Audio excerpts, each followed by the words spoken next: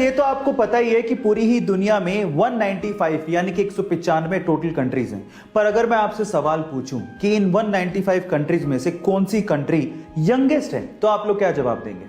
By the way, youngest country से मेरा मतलब यंगेस्ट पॉपुलेशन से बिल्कुल नहीं है, बल्कि ऐसी कंट्री जो भी रिसेंटली ही बनी है, इसका जवाब आपको देना है।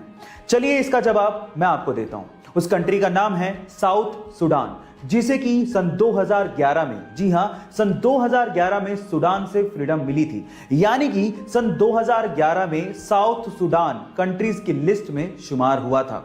है ना ये इंटरेस्टिंग फैक्ट?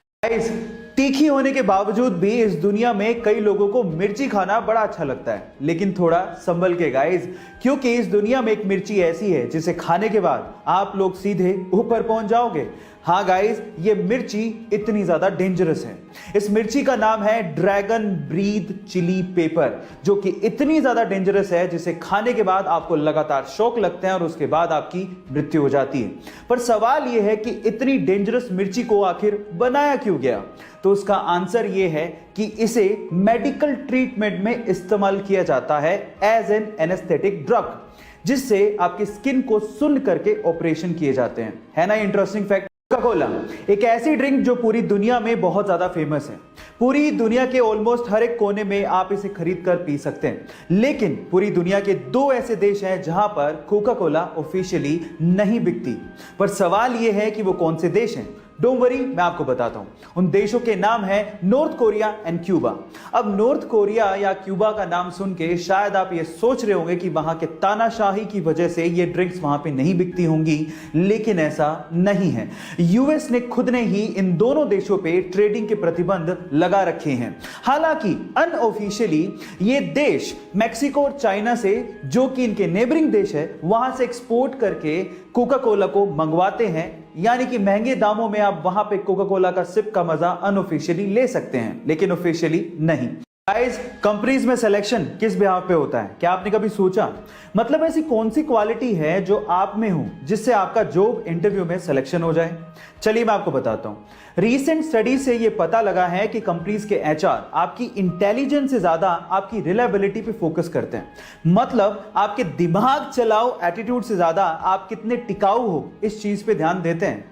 आप ट्रस्टवर्दी हो कि नहीं, आप जॉब पे टिकोगे कि नहीं, ये उनके लिए ज्यादा मायने रखता है। गाइस, आप लोगों ने स्कैम 1992 का ये डायलॉग तो सुना होगा, the most expensive thing in the world is trust and cheap people can't afford it. So guys, अपने इंटरव्यूअर को ये यकीन दिलाइए कि आप रिलायबल हैं।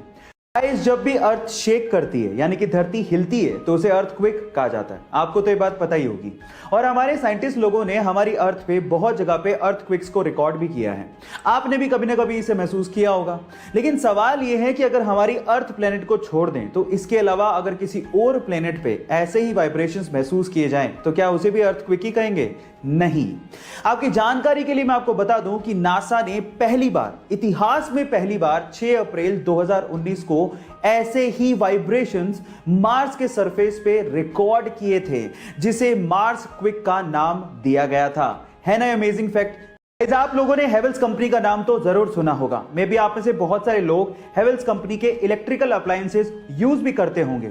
लेकिन मजेदार बात यह है कि बहुत सारे इंडियंस सिर्फ हेवेल्स कंपनी के नाम की वजह से इसे एक फॉरेन कंपनी मानते हैं, जबकि ऐसा है नहीं। ये एक प्योरली इंडियन कंपनी है जिसका नाम इसके पहले ओनर हवेली राम गुप्ता के नाम पे रखा गया है, जिन्होंने इस कंपनी को उस समय मात्र 10 लाख रुपए में बेच दिया था। और आज ये कंपनी एक पब्लिक लिस्टेड कंपनी है जिसकी इवैल्यूएशन 5000 करोड़ रुपए की है, जिसमें लगभग 6000 लोग 50 अलग अलग देशों में काम करते हैं। है ना ये इंटरेस्टिंग फैक्ट? गाइस, ऐसे ही इंटरेस्टिंग फैक्ट्स के लिए YouTube पे हमारे चैनल को सब्सक्राइब कर लीजिए। अगर आप इंस्टाग्राम पे देख रहे हैं तो मुझे फॉलो करना मत भूलिएगा।